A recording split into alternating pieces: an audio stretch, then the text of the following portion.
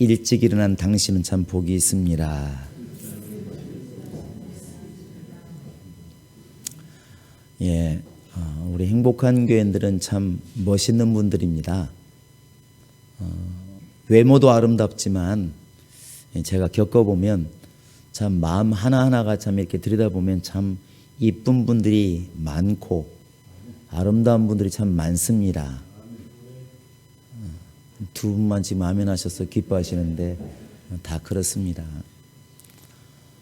아마 오늘 좀 새벽 일찍에 나오시면서 날씨가 추워지니까 이불 밖에 나오기 싫은 마음들이 있었겠지만 어쨌든 이 자리에 나오신 분들은 이기신 분들입니다.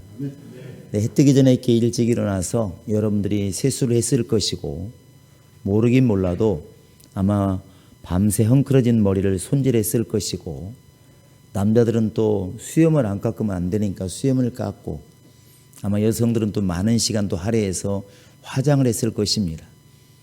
근데 그때 필수적으로 필요한 게 있습니다. 그게 바로 거울입니다.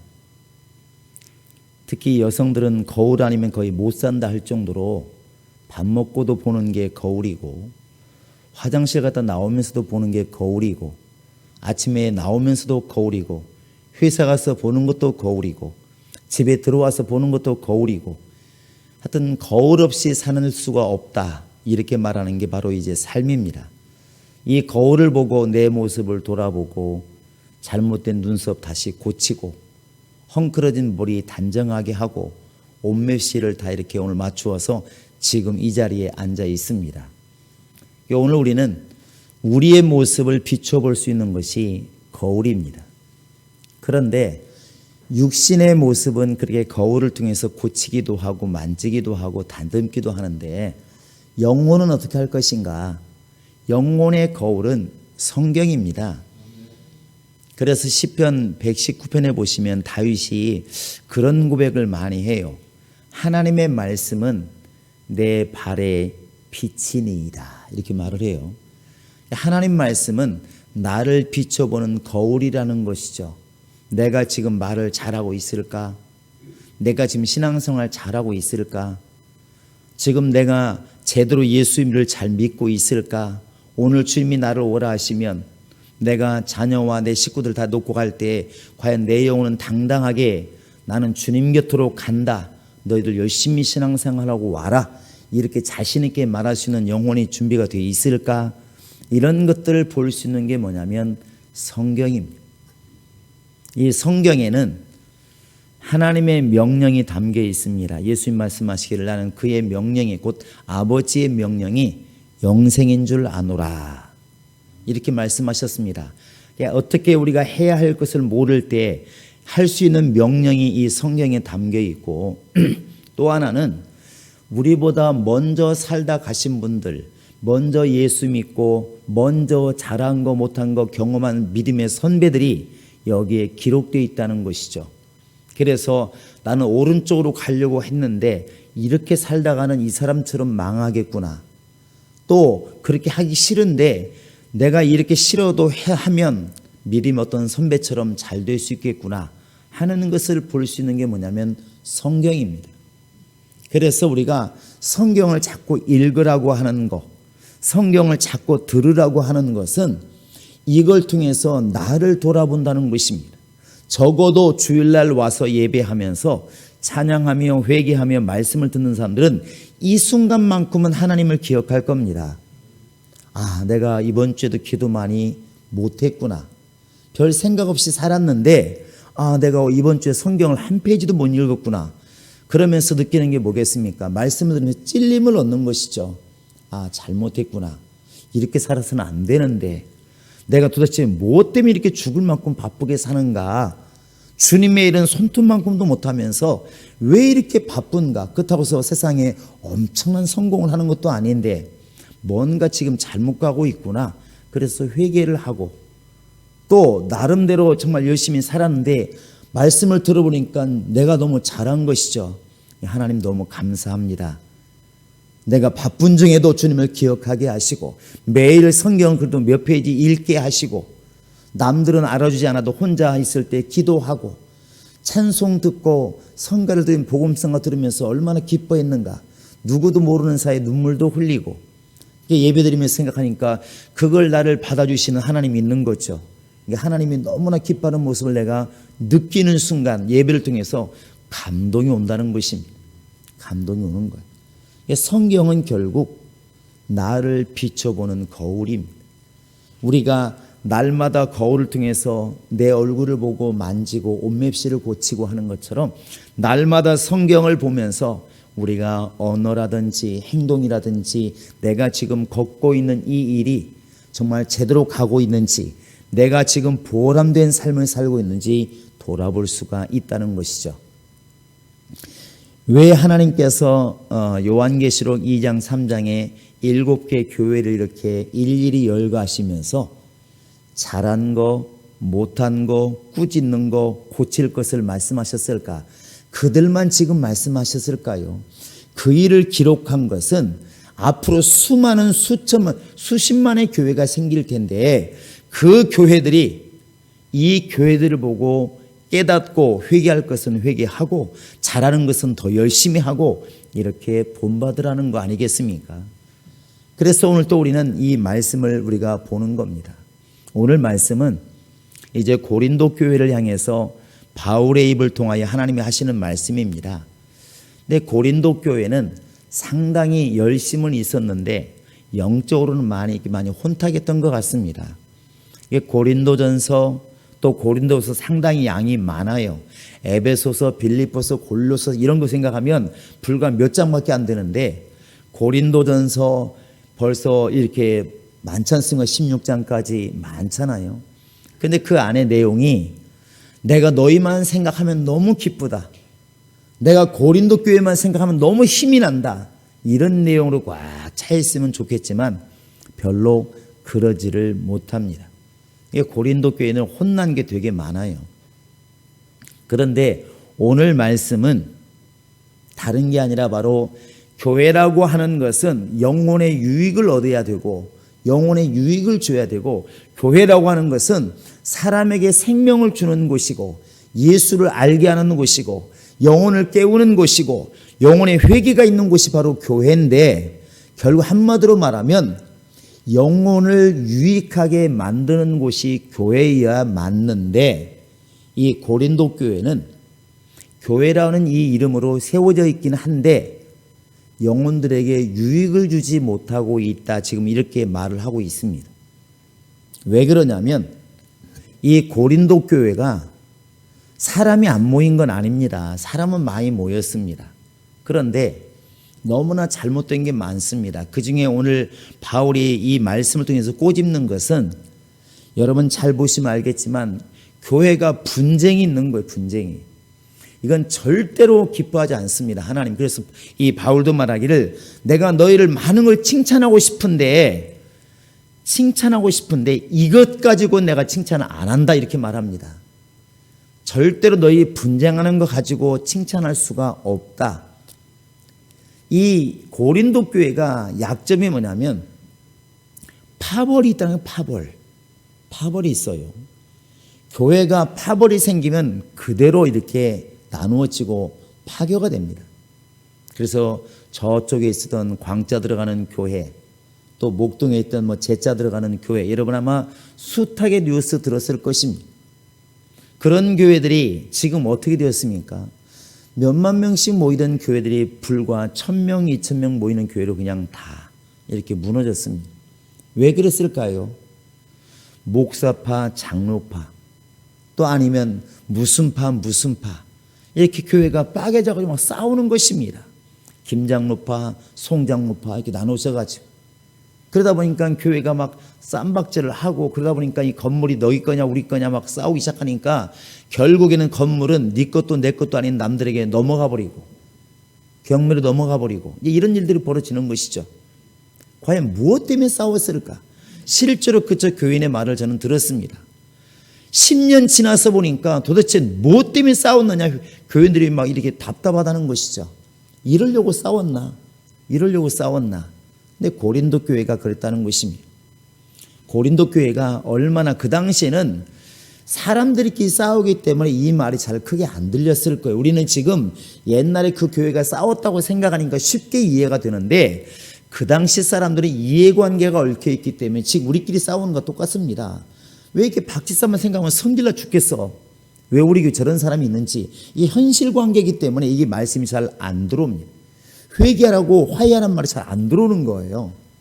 오늘 우리는 고린도 교회라는 것을 잘 보면서 우리 스스로가 나를 볼 수 있으면 우리가 은혜가 되는 것입니다.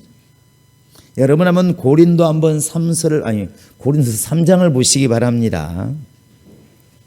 자, 고린도전서 한번 3장을 펴보시기 바랍니다. 바로 앞에 있으니까. 자, 우리 한번 4절을 읽어보실까요? 시작. 어떤 이는 말하되 나는 바울에게라 하고 다른 이는 나는 아볼로에게라 하니 너희가 육의 사람이 아니리요. 5절. 그런즉 아볼로는 무엇이며 바울은 무엇이며 그들은 주께서 각각 주신 대로 너희의 하여금 믿게 한 사역자들이니라. 이 당시에 진짜 예수님의 제자가 누구냐 이렇게 물었을 때 그건 베드로다. 베드로 다른 이름은 게바입니다. 이런 사람들이 있었습니다. 비록 우리가 고린도에서 예루살렘은 아니지만 진짜 수제자가 누구냐? 그건 베드로 아니냐? 베드로가 최고다. 베드로가 말한 걸 들어야지. 예수님께서 열쇠를 주실 때도 베드로에게 열쇠를 준다고 말씀하셨는데 그래가지고 베드로파가 있었습니다. 그게 나는 게바에게 속했다 이렇게 말하는 거예요. 그런가 하면 아볼로는 굉장히 말에 능통한 사람이라고 그럽니다. 성경에 능통해서 말을 되게 잘했다는 거예요. 아론처럼. 그러니까 당연히 고린도에 아볼로파가 있겠죠. 너무나 잘 가르쳐 말을 잘하니까. 그러니까 나는 아볼로파 사람이다 이런 사람들이 있었다는 것입니다. 그런가 하면 글을 잘 쓰고 학식이 뛰어난 게 누구냐면 바울이에요. 그러다 보니까 내가 생각하기에는 성경을 잘 해석한 게 바울 같더라. 바울만큼 유식한 사람이 어디 있냐. 나는 바울 편이다. 이렇게 교회가 빠개졌다는 것입니다. 빠개졌다는 거야. 그 같은 교회에서 예배를 드리는데 한 공간에서 예배를 드리는데 게바파라고 말하는 사람들, 아볼로파라고 말하는 사람들, 바울파라고 말하는 사람들. 여러분 지금 우리 교회가 아니니까 이 교회를 생각하면 이게 정상적인 교회냐고 여러분 물으시면 아니라고 말할 수밖에 없는 겁니다. 뭔가 잘못 가고 있잖아요. 잘못 가고 있는 것입니다. 바울이 오직 답답했으면 이 말을 썼겠습니까? 아볼로는 무엇이며 게바는 무엇이며 바울은 무엇이냐? 아무것도 아니다. 우리가 심기도 하고 거두기도 하지만 물을 주기도 하지만 자라나게 하시는 것은 하나님이시기 때문에 달리 말하면 우리는 도와주는 일을 할 수 있어도 사람을 죽이고 살리는 생명을 주는 일을 할 수가 없다.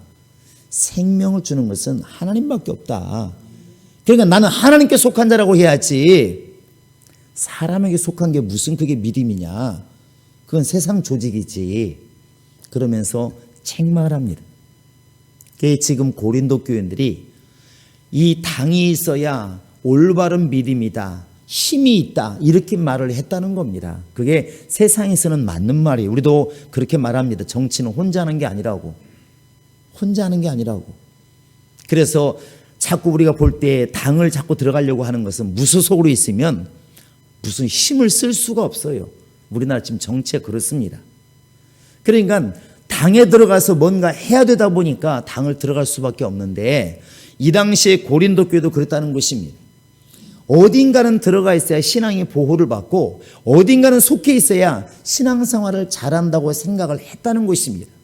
그래서 여러분 보시면 알겠지만 우리 한번 19절을 한번 읽어보실까요?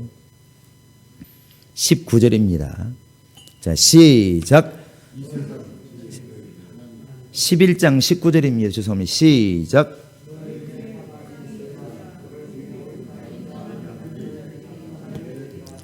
여기에 보시면 파당, 곧 각각 당이 있는데 어느 당이든 속해 있어야 인정함을 받는 자들이 나타나게 되리라. 이렇게 깡패들이 쉽게 말하면 뭐 종로파, 목포파 이렇게 할 때 혼자는 싸우기 버거우니까 어느 한 파에 속해 있어야 그래도 어깨를 펴고 떵떵거리고 갈 수 있겠냐 이런 말 비슷한 것입니다. 예배가 좀 극단적이긴 하지만 근데 이것이 세상에서는 통용될지 몰라도 교회에서는 이렇게 가면 어려워진다는 것이죠. 이 모임 자체가 유익한 모임이 되어야 맞는데 교회가 영혼을 살리고 영혼에게 생명을 주고 영혼을 하나님께로 인도하는 교회가 되어야 되는데 이 교회 모임이 세상 모임이 되어버린다는 사실입니다. 그래서 우리는 내가 파당을 만드는 것도 조심해야 되고 자꾸 파당에 속하려고 하는 것도 우리는 조심해야 됩니다. 니골라 같은 사람이 그 7 집사 중에 하나잖아요. 니골라라는 사람이. 그러니까 분명히 시작은 지혜도 있었고 능력도 있었어요. 또 사람들이 따르는 걸 보면 지도력도 있었던 거 봅니다. 그런데 문제는 주의 명령을 따라가는 게 아니라 자기 사람을 만들어 갔다는 것입니다. 그래서 내가 니골라 당의 행위를 미워하는도다. 그러면 니골라 같은 사람들은 당을 안 만들어야 그게 유익한 몸을 만드는 것이고 교회 유익한 자가 되는 것이고 니골라 당 같은 사람을 안 따라가는 것이 그게 또 자기 영혼과 교회에 유익이 되는 거 아니겠습니까? 어떤 모습이든 교회는 여러분 갈라져서는 안 됩니다. 파당이 있어서는 안 된다는 것이죠. 여러분이 행복한 교회들은 이걸 놓고 기도 많이 하시기 바랍니다. 그런데 이렇게 파당이 되다 보니까 패가 나눠지다 보니까 어떤 일이 벌어지게 되냐면 이것이 뒤에는 뭐로 있냐면 성찬을 할 수가 없는 일이 벌어집니다. 지금 바울은 이 고린도 교회가 잘못된 것을 성찬을 통해서 꼬집고 있는 겁니다. 성찬은 지금 이 떡을 떼면서 한 떡이라고 말합니다. 예수의 한 떡. 떡을 떼면서 이 떡을 먹는 너도 떡을 떼는 나도 하나라고 지금 말을 하는 거예요. 그러니까 제사에 함께 참석한 사람들이 그 제사 음식을 함께 먹음으로 한 제사를 드린 것처럼 성찬에 참여한 사람들이 한 예수의 몸이라는 것을 드러내는 게 성찬인데 너희들은 지금 그렇지 못하고 있다. 지금 이렇게 바울이 지금 말하고 있는 것입니다. 이 당시에 성찬은 이제 애찬을 겸해서 했다고 그럽니다. 그래서 보통 우리 지금 그냥 약식으로 성찬을 하지만 이 당시에 성찬은 같이 모여가지고 한 끼 식사를 그냥 같이 했다고 그럽니다. 그런데 교회에서 다 준비하기가 어려우니까 어떻게 했냐면 각자 집에서 준비를 해왔다는 거예요. 지금도 우리 큰 행사할 때 보면은 김 집사 김치 해오고 박 집사님은 깍두기 해오고 저기 알아서 하니까 얼마나 감사합니까? 또 그러면 이제 뭐 신 집사님은 뭐 멸치볶음 해오고 이렇게 해서 밥을 먹는데 하잖아요. 이렇게 하는데 문제는 생활 형편이 너무 다른 거예요. 생활 형편이. 우리 어릴 때 보면 학교 다닐 때 보면 좀 이렇게 잘 사는 집에는 맨날 계란 후라이하고 고기 절인 거 하고 이런 걸 사오는 거예요. 싸우는 거죠. 우리는 맨날 싸가는 게 뭐예요? 김치 국물 흘러 김치하고 배추김치 깍두기 노루 한 마리 잡으면 그때부터 이제 장조림 이게 다예요. 그러니까 같이 내놓고 친구 5명이 먹으면 얘 반찬만 맨날 뭐 없어지는 거예요. 고기 반찬, 계란 반찬. 그러니까 나중에는 계란을 어디다 싸운다고? 반찬통이 아니라 계란 밑에 깔아. 그리고 밥을 위에 얹어. 걔만 먹을 수가 있는 거예요. 이렇게요. 이런 이제 편법이죠. 지금 생각하면 참 우습기도 하지만 그 당시에 계란 후라이가 귀하니까 이 벤또 도시락 맨 밑에 이렇게 계란을 깔아 넣었잖아요. 아마 여러분 그거 드신 분도 있을 겁니다. 생활 형편이 너무 다른 거예요. 그러다 보니까 고린도 교회가 어떤 일이 벌어지냐면 끼리끼리가 되었다는 끼리끼리. 잘 사는 사람들이 잘 사는 사람끼리 그냥 모이기 시작하고 먹기 시작했다는 것입니다. 이것이 집에서 그러면 괜찮은데 너무나 파당을 짓는 것이 습관이 되다 보니까 잘 사는 사람끼리 그냥 모이기 시작하는 거예요. 먹기도 그렇게 먹고. 그래서 분명히 이렇게 말하고 있지 않습니까? 한번 보실까요? 자, 20절 한번 21절 보시기 바랍니다. 이 지금 성찬을 두고 하는 얘기입니다. 시작. 그런즉 너희가 함께 모여서 주의 만찬을 먹을 수 없으니 이는 먹을 때 각각 자기의 만찬을 먼저 갖다 먹으므로 어떤 사람은 시장 어떤 사람은 취향. 그러니까 이 만찬을 준비하는데 정말 잘 사는 사람들이나 높은 사람들이 와가지고 자기들끼리 먼저 먹어. 그 사람들은 당연히 부자니까 많이 가져오고 좋은 걸 가져와.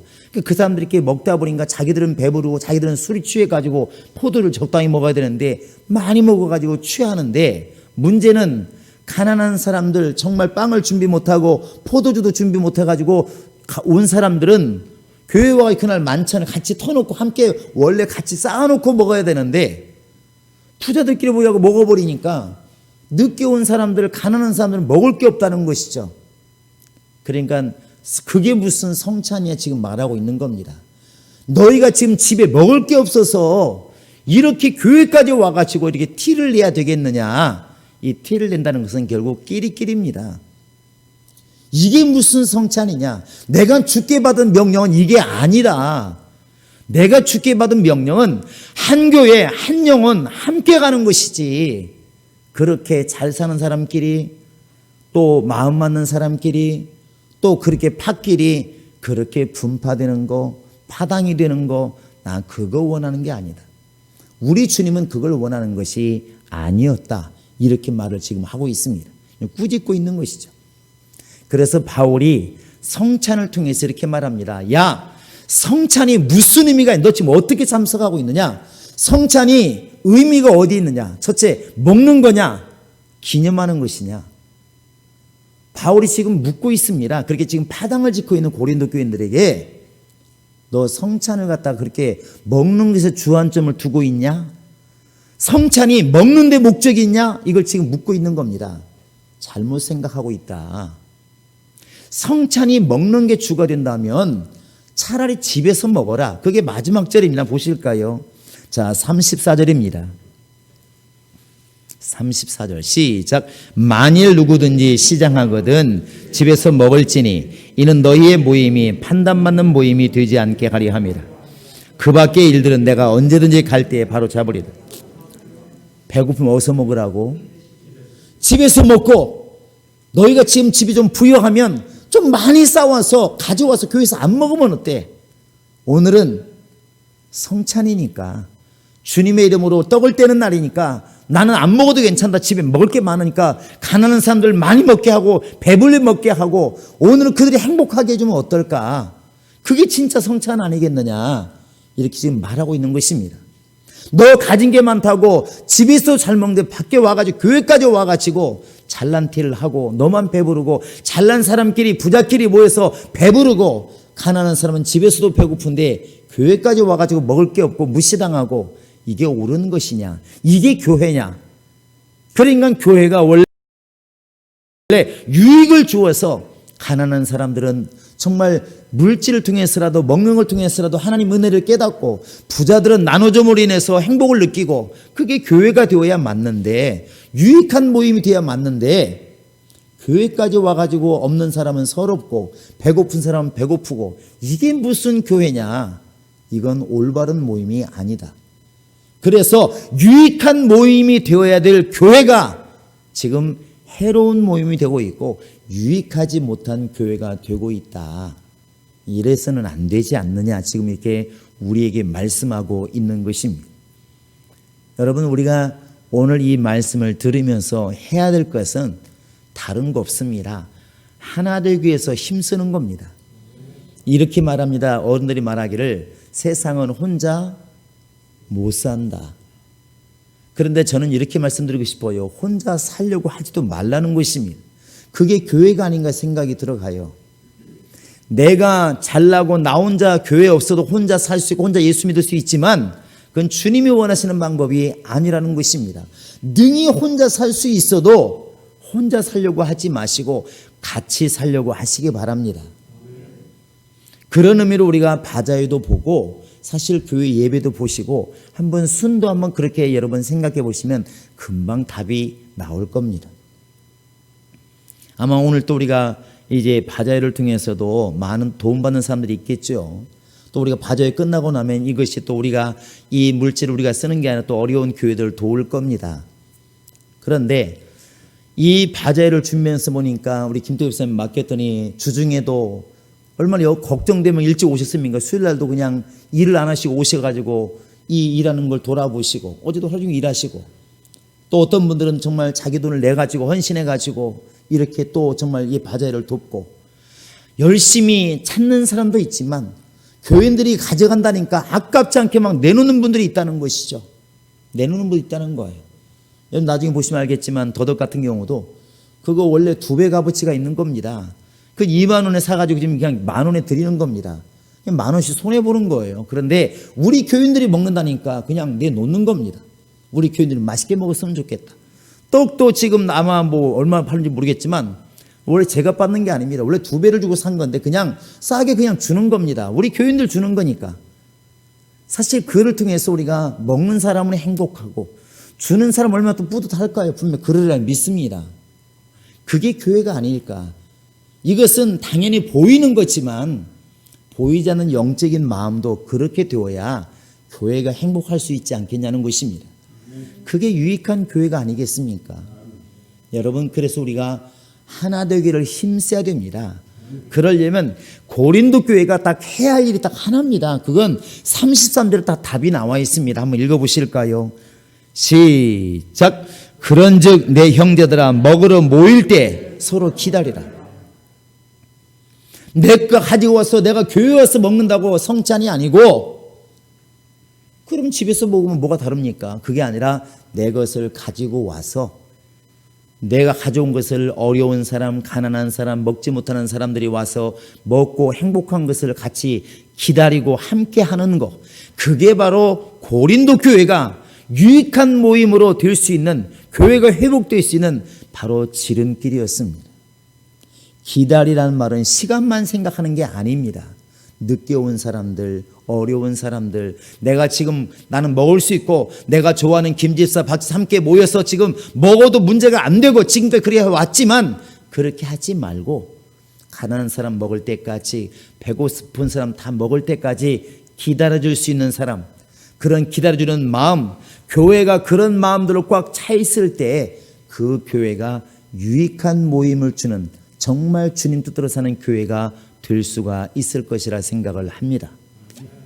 우리는 고린도 교회를 보면서 우리 자신을 보기를 원하고, 나 자신도 저 사람 왜 이렇게 인색할까를 말하기 이전에 나도 지금 기다리지 않고 나는 내 마음에 맞는 사람끼리 먹고 있는 사람은 아닌지 한번 돌아보시면서 이제는 기다려라, 함께 해라, 정말 함께 해라 하는 이 말을 잘 새겨 들으셔서 우리 행복한 교회가 하나님이 우리에게 생명 주시기 위해서, 하나님의 나라를 주시기 위해서 유익한 것을 위해서 만든 단체라고 한다면 정말 유익한 모임을 이루는 교회가 될 수 있도록 그렇게 기다릴 줄 아는 그런 성도 교회가 될 수 있기를 주의 이름으로 축원합니다.